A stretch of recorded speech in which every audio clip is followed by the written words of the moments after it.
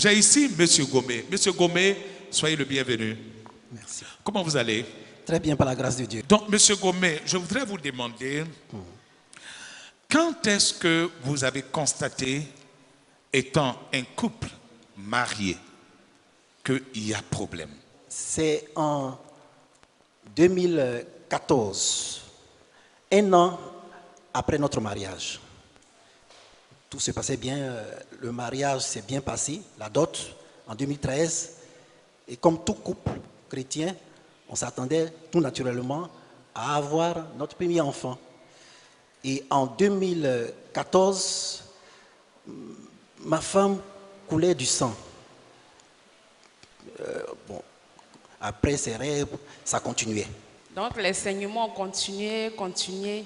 Et donc je suis allée faire une échographie pour voir qu'est-ce qui s'est passé. Et c'est comme ça qu'ils ont détecté qu'il y avait eu une grossesse et ça a été interrompu. Ah donc, vous attendez un enfant, vous ne saviez pas que vous étiez enceinte.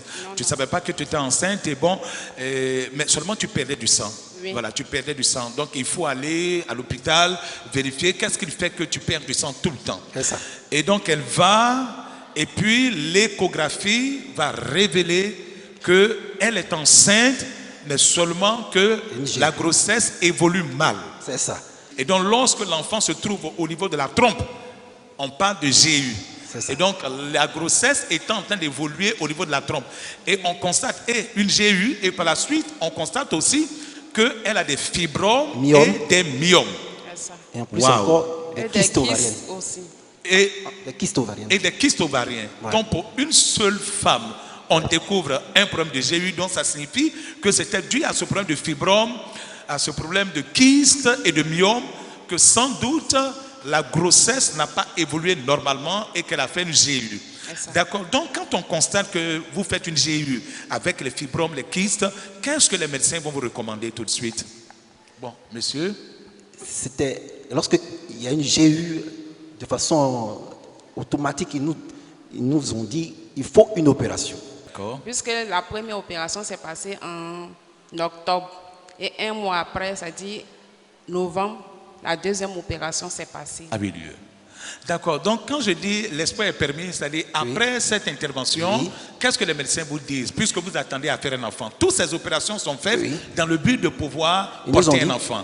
Maintenant, qu'est-ce qu'ils vous disent? Ils nous ont dit de nous rapprocher auprès d'un gynécologue pour un suivi. Et c'est ce qu'on a fait 2014, 2015, 2016.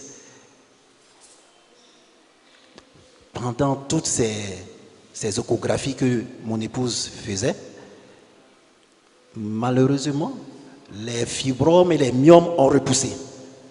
Les fibromes, les myomes qu'on avait extraits par opération ont repoussé. Donc, au lieu que ce soit un enfant qui se place dans l'utérus après l'opération, à votre grande surprise, c'est des fibromes qui réapparaissent.